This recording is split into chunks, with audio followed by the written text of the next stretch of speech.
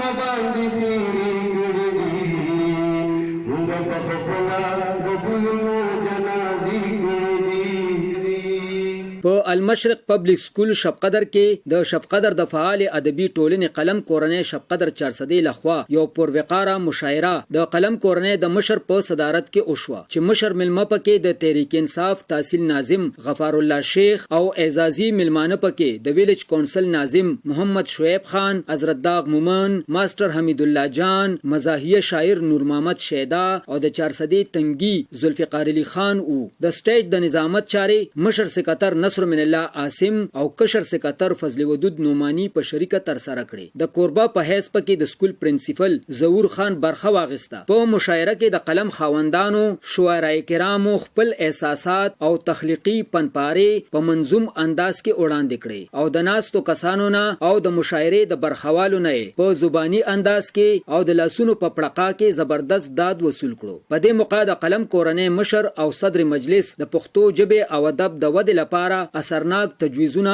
په خپل خطاب کې د تحصیل ناظم مخې ته کېښودل. د مشاعرې مشر ملما او د تحصیل شب قدر ناظم غفار الله شیخ په خپل خطاب کې د صدر مجلس د تجویزونو پرانا کې اهم اعلانات وکړل او د پښتو ژبه ادب او د ملک او قوم لپاره د قلم کورنۍ خدمات په زبردست ټکو کې اوستایل. ادیبان او شاعران زما خپل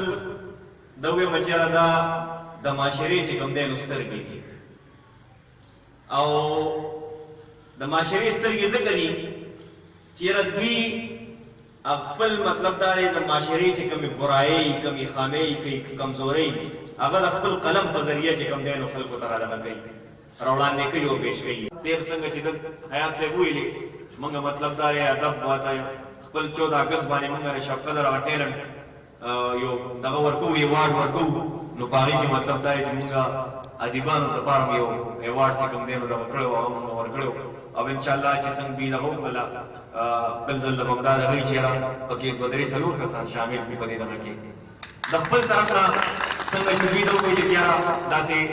مشاعره چې کوم دی د تحصیل په سطح باندې نو انشاءالله دا د سره وعده کوم چې ډېر زر به انشاءالله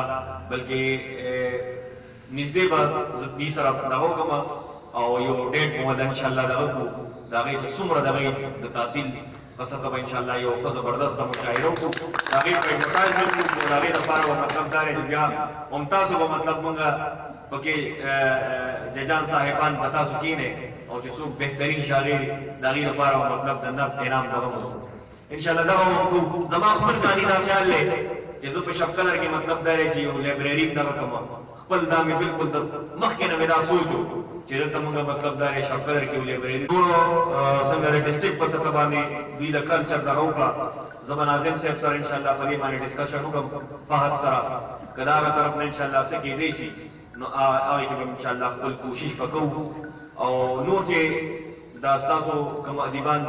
د قلم کورنۍ کوم وروڼه دي کوم ملګري دي دوی سره به انشاءالله زه کښېنم او چې څه زمانه کېدی شي زه به بالکل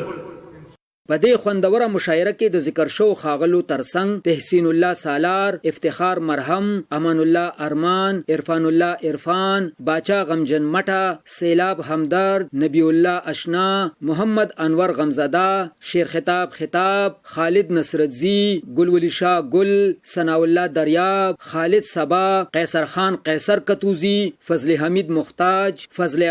احد مومن، نسیم متریوال، ساده گل ساده، فضل ستار اشرس او سید عارف شاه عارف مټه په خپل تخلیقي فنپارو کې د دوران او د جانان د ناکړدو المیو دراز او نیاز د ښکلاګانو او د خپل خوري عکاسي او ترجمانی وکړه. حیات اقبال حیات، ریډیو پاکستان، پیښور.